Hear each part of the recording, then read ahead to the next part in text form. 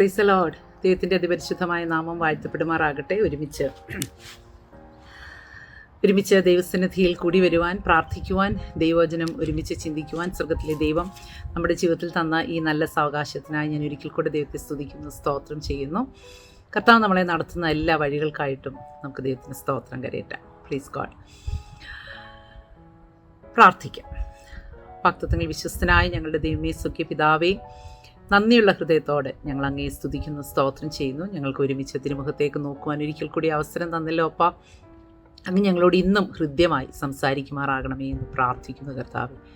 അപ്പൻ്റെ ഹാലിലിയ വലിയ സാന്നിധ്യം ഈ ശുശ്രൂഷയുടെ നടുവിൽ അനുഭവിപ്പാൻ അങ്ങ് ഞങ്ങളെ ഇടയാക്കിക്കാട്ടെന്ന് പ്രാർത്ഥിക്കുന്നു. കഴിഞ്ഞ ദിവസങ്ങളിലൊക്കെ അങ്ങ് ഞങ്ങളോട് വ്യക്തമായി സംസാരിച്ചു. ഹല്ലേലൂയ. ഞങ്ങളുടെ ജീവിതത്തിലെ നഷ്ടങ്ങളെ തിരിച്ചറിയാനുള്ള ഒരു ദൈവകൃപ, അതിനെ തിരിച്ചു പിടിക്കുവാൻ ഞങ്ങൾ എന്ത് ചെയ്യണമെന്നുള്ളത് അങ്ങ് ഞങ്ങളോട് ഹല്ലേലൂയ പറഞ്ഞുകൊണ്ടിരുന്നതിനായി സ്തോത്രം ചെയ്യുന്നു.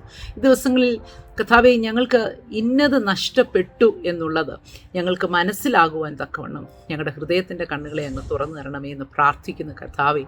ഞങ്ങൾക്കത് തിരിച്ചറിഞ്ഞ് അതിനെ പിന്തുടരുവാൻ, പിടിക്കുവാൻ, ഹല്ലേലൂയ, അതിനെ മടക്കി പ്രാപിക്കുവാൻ ഒക്കെ ഞങ്ങളെ ഒരുക്കണമേ എന്ന് പ്രാർത്ഥിക്കുന്നു കർത്താവേ. വടക്കിനോട് തരികയെന്നും തെക്കിനോട് തടുത്തു വെക്കരുതെന്നും കൽപ്പിപ്പാനുള്ള ആ അധികാരം ഞങ്ങൾക്ക് തരണം. ഞങ്ങളുടെ നഷ്ടങ്ങളെ കർത്താവേ, ഹല്ലേലൂയ, സ്തോത്രം, കാണുവാനുള്ള കൃപ, അതിനെ ഫോക്കസ് ചെയ്യുവാനുള്ള കൃപ ഒക്കെ ഞങ്ങൾക്ക് തരണമേ എന്ന് ഞങ്ങൾ അങ്ങയോട് പ്രാർത്ഥിക്കുന്നു കർത്താവേ. ഞങ്ങളുടെ അകക്കണ്ണുകളെ തുറന്നാട്ടെന്ന് പ്രാർത്ഥിക്കുന്നു. ഞങ്ങൾ ഹല്ലേലൂയ അന്വേഷിച്ച് ചെല്ലാതെ ഞങ്ങളുടെ അടുക്കിലേക്ക് മടങ്ങി വരേണ്ടുന്ന കാര്യങ്ങളെ ഞങ്ങൾക്ക് മടക്കി വരുത്തി ഞങ്ങളുടെ മടിയിൽ, ഞങ്ങളുടെ വീട്ടിൽ ഹല്ലേലൂയ, സ്തോത്രം തരുമാറാകണമെന്ന് പ്രാർത്ഥിക്കുന്നു. മഹത്വം അങ്ങയ്ക്ക് യേശു ക്രിസ്തുവിൻ്റെ പരിശുദ്ധ നാമത്തിൽ തന്നെ. ആമേൻ, ആമേൻ, ആമേൻ. ശാലോം ടൈമിൻ്റെ മറ്റൊരു എപ്പിസോഡിലേക്ക് എല്ലാവരെയും സ്വാഗതം ചെയ്യുന്നു. എല്ലാവരും സുഖമായും ശുഭമായും ഇരിക്കുന്നു എന്ന് അറിയുന്നതിൽ സന്തോഷമുണ്ട്. പലരും മെസ്സേജുകൾ കേൾക്കുകയും അതവർക്ക് അനുഗ്രഹമായിരിക്കുന്നു എന്ന് വിളിച്ചറിയിക്കുകയും ഒക്കെ ചെയ്യുന്നതോർത്ത് ഞാൻ ദൈവത്തിന് സ്തോത്രം കരയേറ്റുന്നു. നിങ്ങളുടെ ആ എൻകറേജ്മെൻറ്റ് നിശ്ചയമായിട്ടും ഈ ശുശ്രൂഷ തുടരുന്നതിന് ഒരു അനുഗ്രഹമാണ്. അത് എന്നെയും വളരെയധികം ഉത്തേജിപ്പിക്കുന്നതാണ്. നിങ്ങളെ ഓർത്ത് ഞാൻ ദൈവത്തിന് സ്തോത്രം കരയേറ്റുന്നു. മിഷൻ ഫീൽഡുകളെ ഓർത്ത് പ്രാർത്ഥിക്കണമേ എന്ന് പ്രത്യേകം ഓർമ്മിപ്പിക്കുന്നു. ബീഹാറിലും ജാർഖണ്ഡിലുമൊക്കെ അനുഗ്രഹിക്കപ്പെട്ട രീതിയിൽ ദൈവസഭ വളരുന്നു. എന്നാൽ അതിനോടൊപ്പം തന്നെ പ്രതികൂലങ്ങളുണ്ട്. ശത്രു പല വിധങ്ങളിലും ആ ശുശ്രൂഷയെ കെടുത്തിക്കളയുവാൻ, പ്രത്യേകിച്ച് ബീഹാറിലെ മിഷൻ സ്റ്റേഷനെ ഓർത്ത് പ്രത്യേകം പ്രാർത്ഥിക്കണമേ എന്ന് ഓർമ്മിപ്പിക്കുകയാണ്. ദൈവമക്കളുടെ ആത്മാർത്ഥമായ പ്രാർത്ഥന അതിനായിട്ട് ക്ഷണിക്കുന്നു. സ്വർഗം നമ്മളെ അനുഗ്രഹിക്കുമാറാകട്ടെ. നാം ചിന്തിച്ചുകൊണ്ടിരുന്ന വിഷയം ലൂക്കോസിൻ്റെ സുവിശേഷം 15-ാം അധ്യായത്തിൽ നിന്നാണ്. ലൂക്കോസിൻ്റെ സുവിശേഷം 15-ാം അധ്യായത്തിൽ അന്ന് ഓർമ്മിപ്പിച്ചതുപോലെ 3 നഷ്ടങ്ങളുടെ കാര്യമാണ് ചിന്തിച്ചത്. അത് നഷ്ടം വന്നു എന്നുള്ള ഒരു തിരിച്ചറിവാണ് ആ നഷ്ടപ്പെട്ടു പോയതിനെ കണ്ടെത്താനും മടക്കി കൊണ്ടുവരാനുമൊക്കെ ഇടയാക്കിയത്. അതിനെ മടക്കി കിട്ടുമ്പോഴുള്ള ആ സന്തോഷത്തിൻ്റെ അവസ്ഥയിലേക്ക് നാം പോകണമെന്നുണ്ടെങ്കിൽ 99-1 നഷ്ടപ്പെട്ടു പോയി എന്ന് നാം തിരിച്ചറിയേണ്ടിയിരിക്കുന്നു എന്ന് ഓർക്കുകയായിരുന്നു. 10 ദ്രഹ്മയുള്ളതിൽ 9 കയ്യിലുള്ളപ്പോഴും വീട്ടിനകത്ത് എവിടെയോ ആ 1 നഷ്ടപ്പെട്ടു എന്നുള്ളത് മനസ്സിലാക്കി അതിനുവേണ്ടി നാം സൂക്ഷ്മതയോടെ അന്വേഷിക്കണമെന്ന് ഓർമ്മിപ്പിച്ചു.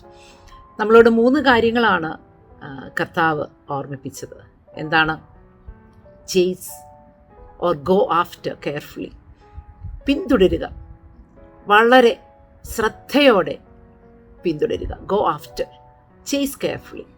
രണ്ടാമതായി നമ്മളെ ഓർമ്മിപ്പിച്ചത് സീക്ക് ഡിലിജൻ്റ്ലി, സൂക്ഷ്മതയോടെ അന്വേഷിക്കുക. കളഞ്ഞുപോയത് വീട്ടിനകത്തായതുകൊണ്ട് നാം തിരിച്ചറിയാതെ പോകരുത്. അതിനെ വളരെ സൂക്ഷ്മതയോടെ, കെയർലെസ്സായിട്ട് കിട്ടിയാൽ കിട്ടട്ടെ എന്നുള്ള രീതിയിൽ അന്വേഷിച്ചാൽ അതിനെ മടക്കി പ്രാപിക്കാനായിട്ട് കഴിയത്തില്ല.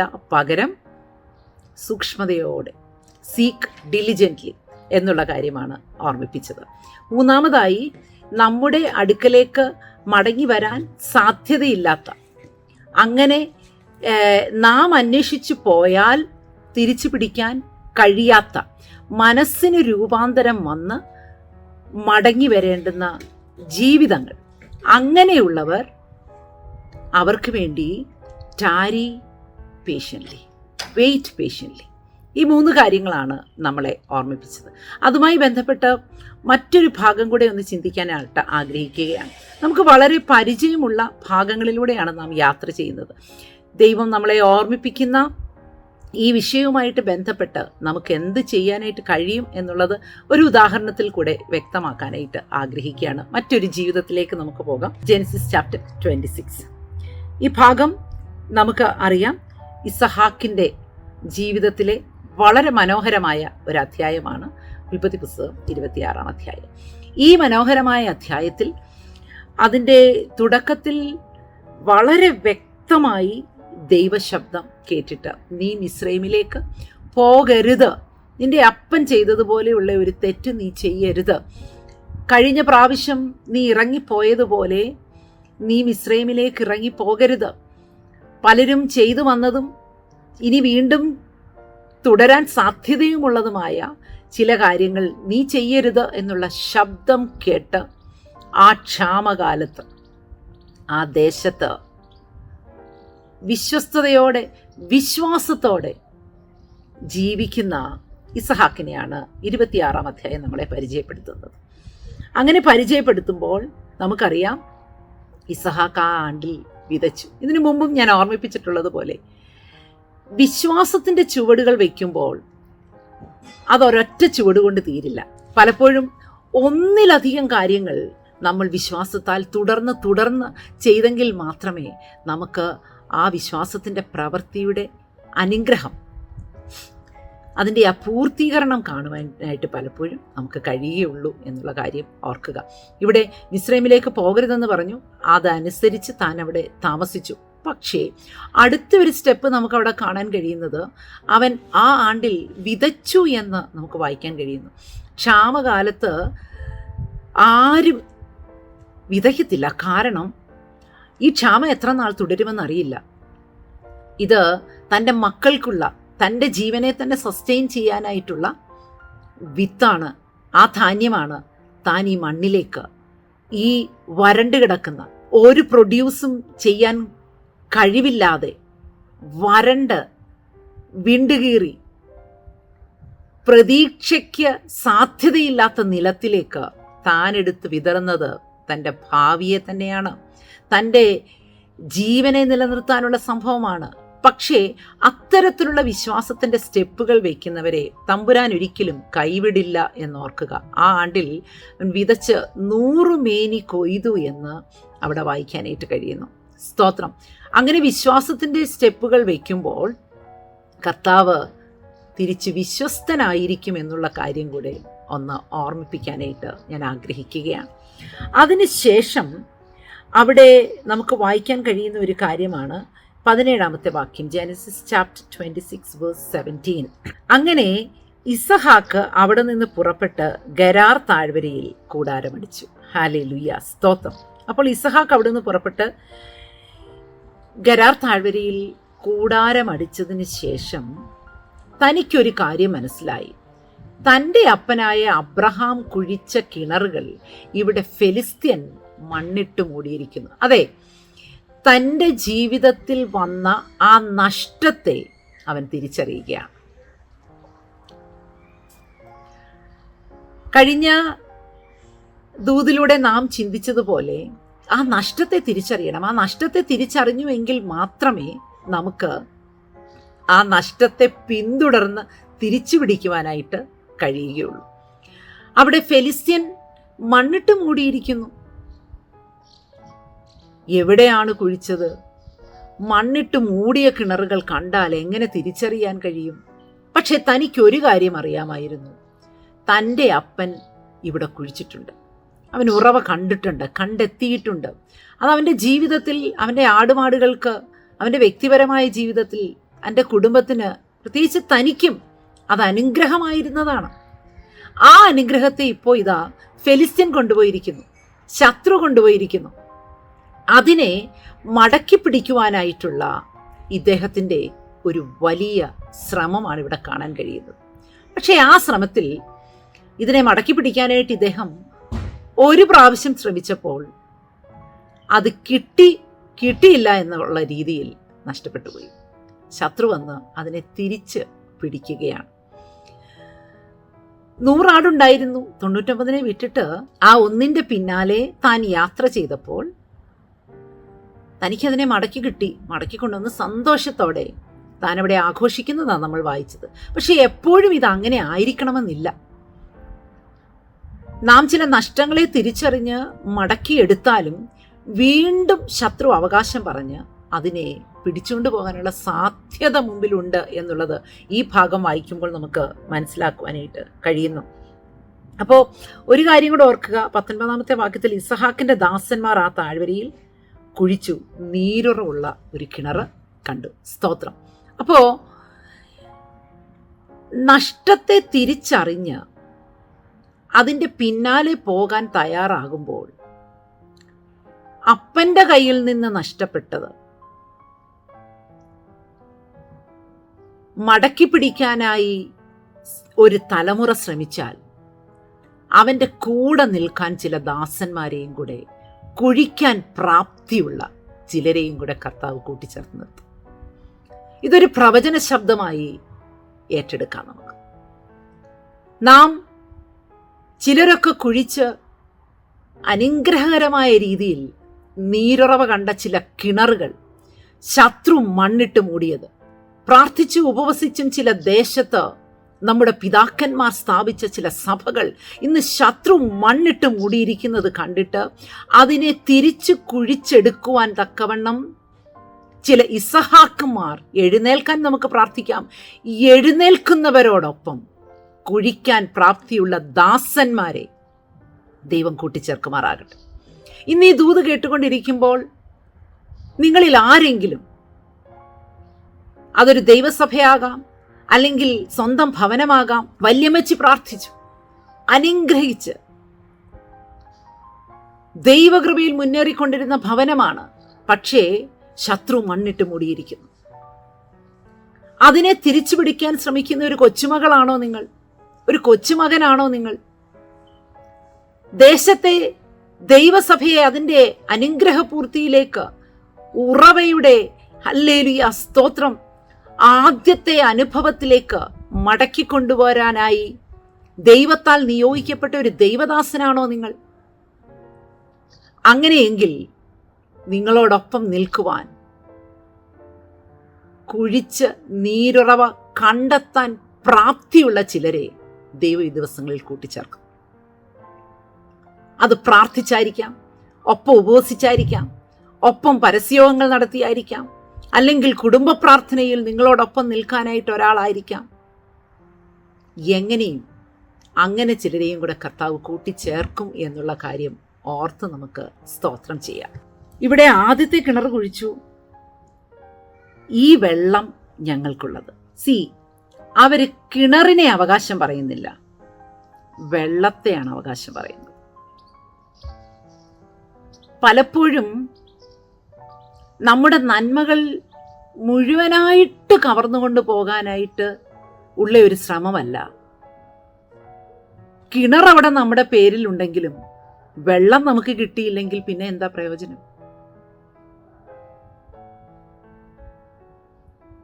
പ്രാർത്ഥിച്ചു, ഒരു മകൻ പഠിച്ചു, ജോലി കിട്ടി, പക്ഷേ എല്ലാം കഴിഞ്ഞപ്പോൾ ആ വ്യക്തിക്ക് ജോലിയുണ്ട്, നല്ല കുടുംബജീവിതമുണ്ട്, നല്ല സമ്പത്തുണ്ട്, എല്ലാമുണ്ട്, പക്ഷേ അവർക്ക് നമ്മളെ വേണ്ട, നമ്മളുമായിട്ടൊരു കണക്ഷൻ ഇല്ല.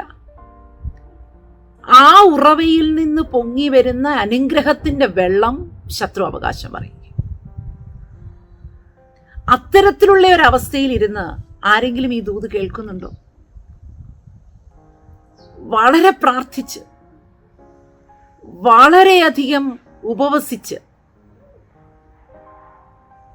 ശത്രു മണ്ണിട്ട് മൂടിക്കളഞ്ഞ ജീവിതങ്ങളെ കുഴിച്ചെടുത്ത് പഠിപ്പിച്ച് നല്ല നിലയിലാക്കി വിവാഹവും കഴിഞ്ഞ് എല്ലാ രീതിയിലും അവർ സന്തോഷിക്കുമ്പോൾ ആ ഉറവയിലെ വെള്ളം നമുക്ക് അനുഭവിക്കുവാൻ കഴിയാതെ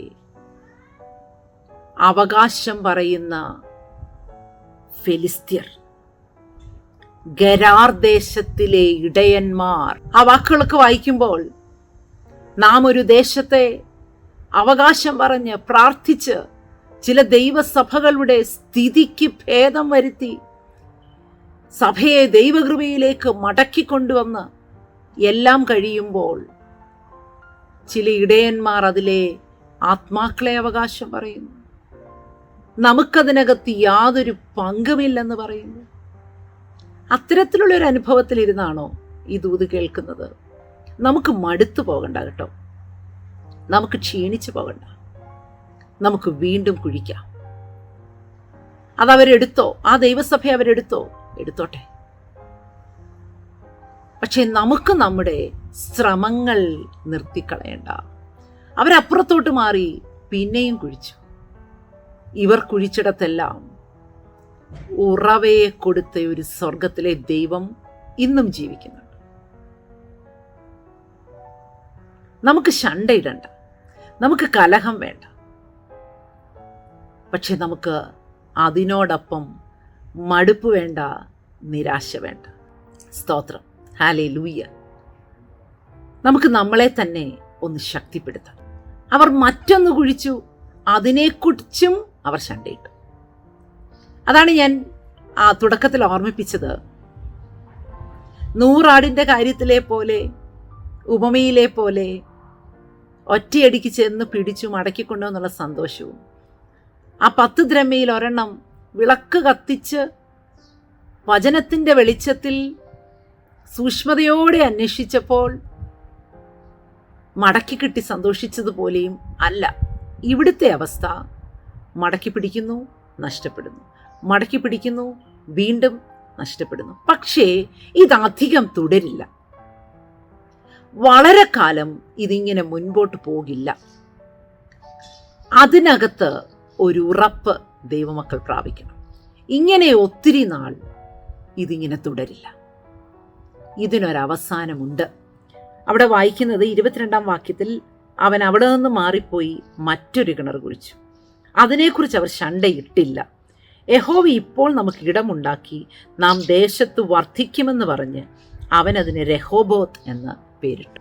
അതിനു മുമ്പുള്ള 2 കിണറുകളും ശത്രുവിൻ്റെ കലഹവുമായി ബന്ധപ്പെട്ട് പേരിട്ട് അവസാനിപ്പിച്ചപ്പോൾ നമ്മുടെ പ്രയത്നത്തിന് നിശ്ചയമായി ഒരു പ്രതിഫലമുണ്ട് എന്ന് തിരിച്ചറിഞ്ഞ് ആ പ്രയത്നം തുടരാൻ തയ്യാറാണെങ്കിൽ, ആ പ്രാർത്ഥന തുടരാൻ തയ്യാറാണെങ്കിൽ, ആ ഉപവാസം തുടരാൻ തയ്യാറാണെങ്കിൽ, ആ കണ്ണുനീരൊഴുക്കുന്നത് നിർത്താതിരിക്കാൻ തയ്യാറാണെങ്കിൽ ഒരു രഹോബോത്ത് നമുക്ക് വരും. അവിടെ ആ കിണർ കുഴിച്ച് ആ ഒരു അനുഭവം ഉണ്ടായപ്പോൾ താൻ പറയുകയാണ്, അവിടെ ശണ്ടയിട്ടില്ലെന്ന് മാത്രമല്ല, ശത്രു അവകാശം പറഞ്ഞില്ലെന്ന് മാത്രമല്ല, അദ്ദേഹം ഒരു കാര്യം കൂടെ ഡിക്ലെയർ ചെയ്തു, നാം ഇനിയും വർദ്ധിക്കും. എവിടെ വർദ്ധിക്കും? ഈ ദേശത്ത് തന്നെ ഞാൻ വർദ്ധിക്കും. ഏത് കുടുംബക്കാരുടെ നടുവിൽ, ഏത് ഭാഷക്കാരുടെ നടുവിൽ, ഏത് സ്ഥലത്ത് നമ്മെ ഒതുക്കിക്കളയുവാൻ, ചുരുക്കിക്കളയുവാൻ, ഇല്ലായ്മയാക്കി കളയുവാൻ, മടക്കി പിടിച്ചതിനെയൊക്കെ വീണ്ടും കൈവശമാക്കി കൊള്ളയിടുന്ന അനുഭവം, ശൂന്യമാക്കുന്ന അനുഭവം ഒക്കെ ഉണ്ടായെങ്കിൽ അവിടെ തന്നെ ഒരു വർധനവ് തരാൻ. ഞാൻ ഈ പറയുന്നതൊന്നും ഭൗതിക തലങ്ങളുമായി ബന്ധപ്പെട്ട ഒരു വർധനവിൻ്റെ കാര്യമല്ല. ശുശ്രൂഷയിലൊരു വർധനവ്, പ്രാർത്ഥനയിലൊരു വർധനവ്, കൃപാവരങ്ങളിലൊരു വർധനവ്, നിത്യതയുമായി ബന്ധപ്പെട്ട് പ്രിയപ്പെട്ടവരെ ഒരുക്കുന്നതിലുള്ള ഒരു വർധനവ്, ഒരു രഹോബോത്ത്, അത് ദൈവം ഈ ദിവസങ്ങളിൽ തരുമെന്ന് നമുക്ക് പൂർണ്ണമായിട്ടും വിശ്വസിക്കാം. ഹല്ലേലൂയ, സ്തോത്രം. പുതിയ നിയമ ശിഷ്യന്മാരെ ഓരോരുത്തരെയായി എടുത്താൽ എത്ര വട്ടമാണ് ഇവരെയൊക്കെ തടവിലാക്കിയത് അല്ലേ? ദൈവസഭയ്ക്ക് യാക്കോബ് അപ്പോസ്തലനെ നഷ്ടമായി. ദൈവസഭയ്ക്ക് മനസ്സിലായി പത്രോസ് അപ്പോസ്തലനെയും കൂടെ അവർക്ക് നഷ്ടമാവുകയാണ്. ആ വലിയ നഷ്ടത്തിലേക്ക് അവർ പോവുകയാണ്. അത് തിരിച്ചറിഞ്ഞ ദൈവസഭ രാവെന്നും പകലെന്നുമില്ലാതെ ശ്രദ്ധയോടെ പ്രാർത്ഥിക്കാൻ തുടങ്ങി. Diligent prayer.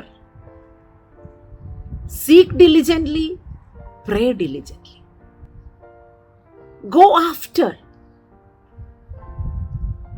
When the enemy tries to chase you, you don't get chased, but stand firm and continue your good work. നാം നഷ്ടത്തിൻ്റെ പുറകെ ചെന്ന് ആ കിണറിനെ കുഴിച്ചെടുക്കാൻ ശ്രമിക്കുമ്പോൾ നമ്മെ ഓടിച്ചു കളയുന്ന ശത്രുവിൻ്റെ മുമ്പിൽ നിന്ന് ഓടിപ്പോകാതെ ഉറച്ചു നിന്ന് വീണ്ടും വീണ്ടും നമുക്ക് കുഴിക്കാം. നഷ്ടപ്പെട്ടു പോകുന്നു എന്ന് മനസ്സിലാകുമ്പോൾ നമുക്ക് ശ്രദ്ധയോടെ പ്രാർത്ഥിക്കാം. നീതിമാന്റെ ശ്രദ്ധയേറിയ പ്രാർത്ഥന വളരെ ഫലിക്കുന്നു എന്നാണ് വചനം നമ്മളെ ഓർമ്മിപ്പിക്കുന്നത്. അതുകൊണ്ട് നമുക്ക് ദൈവത്തോട് പറയാം, കർത്താവേ, ഡിലിജൻ്റായിട്ട് ശ്രദ്ധയോടെ പ്രാർത്ഥിപ്പാൻ എനിക്ക് കൃപ തന്നു. സഭ ശ്രദ്ധയോടെ പ്രാർത്ഥിച്ചു. അവർക്ക് പത്രോസിനെ മടക്കി കിട്ടി. അങ്ങനെ മടക്കി കിട്ടിയ പത്രോസ്, നീ ഇത്രയൊക്കെ സംഭവം ഉണ്ടായല്ലോ എന്ന് വിചാരിച്ച് താൻ ഒതുങ്ങിയിരിക്കുകയല്ല. അവൻ തുടർന്നും പ്രവർത്തിക്കുകയാണ്. ശിഷ്യന്മാരെയൊക്കെ ശ്രദ്ധിച്ചാൽ നമുക്ക് മനസ്സിലാകും. ഈ നാമത്തിന് ഇനി ഉപദേശിക്കരുതെന്ന് പറഞ്ഞു. അവർ നോക്കുമ്പോൾ കാരാഗൃഹത്തിൽ കിടന്നവർ വഴിയിൽ നിന്ന് പ്രസംഗിക്കുകയാണ് വീണ്ടും. അതുകൊണ്ട് നമുക്ക് ഇസഹാക്കിനെ പോലെ, പത്രോസിനെയും യോഹന്നാനെയും പോലെ, പൗലോസ് അപ്പോസ്തലനെ പോലെ ഈ ദിവസങ്ങളിൽ നമുക്ക് ശത്രു മടക്കി പിടിച്ചുകൊണ്ട് പോകുന്ന നമ്മുടെ നന്മ, അതായത് നാം മടക്കി പിടിച്ചതിനെ വീണ്ടും ആക്രമിച്ച് കീഴടക്കി കൊണ്ടുപോകുമ്പോൾ അതിനെ വിട്ടുകൊടുക്കാതെ, അതിൻ്റെ മേൽ ഒരു നിരാശ തോന്നാതെ, മടുപ്പ് തോന്നാതെ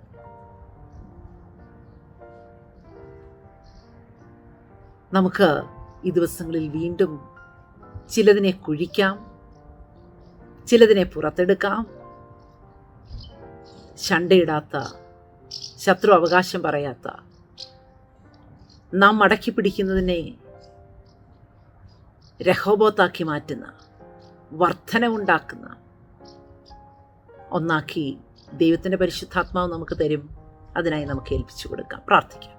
വാഗ്ദത്തങ്ങളിൽ വിശ്വസ്തനായ ഞങ്ങളുടെ ദൈവമേ, സ്വർഗീയ പിതാവേ, നന്ദിയുള്ള ഹൃദയത്തോടെ ഞങ്ങൾ അങ്ങയെ സ്തുതിക്കുന്നു, സ്തോത്രം ചെയ്യും. അപ്പൻ്റെ കരങ്ങളിലേക്ക് ഞങ്ങളെ തന്നെ ഏൽപ്പിക്കുന്നു. പക്ഷേ മടുത്തുപോകാത്ത ഒരു പ്രവൃത്തി ഞങ്ങളുടെ ജീവിതത്തിൽ തരുമാറാകണമേ എന്ന് പ്രാർത്ഥിക്കുന്നു. മടുക്കാതെ നിരാശപ്പെടാതെ ഞങ്ങൾക്ക് വീണ്ടും വീണ്ടും പ്രവർത്തിപ്പാൻ കൃപ തരണമേ എന്ന് ഞങ്ങൾ അങ്ങയോട് പ്രാർത്ഥിക്കുന്നു. കർത്താവേ, അപ്പൻ്റെ വലിയ കരുണ ഞങ്ങളുടെ മേലുണ്ടായിരിക്കണം. അതിനായുള്ള ശക്തി ഞങ്ങൾക്ക് തരണം. ശ്രദ്ധയോടെ പ്രാർത്ഥിപ്പാനും പ്രവർത്തിപ്പാനുമുള്ള ഒരു കൃപ ഞങ്ങൾക്ക് തരുമാറാകണമേ എന്ന് പ്രാർത്ഥിക്കുന്നു. മഹത്വം അങ്ങെടുക്കണം യേശു ക്രിസ്തുവിൻ്റെ പരിശുദ്ധ നാമത്തിൽ തന്നെ. ആമേൻ. നമുക്ക് മടുക്കാതെ പ്രവർത്തിക്കാം, ശ്രദ്ധയോടെ പ്രാർത്ഥിക്കാം, നഷ്ടങ്ങളെ തിരിച്ചു പിടിക്കാം. ദൈവത്തിൻ്റെ പരിശുദ്ധാത്മാവ് ഈ വചനങ്ങളാൽ നമ്മെ അനുഗ്രഹിക്കുമാറാകട്ടെ. God bless you.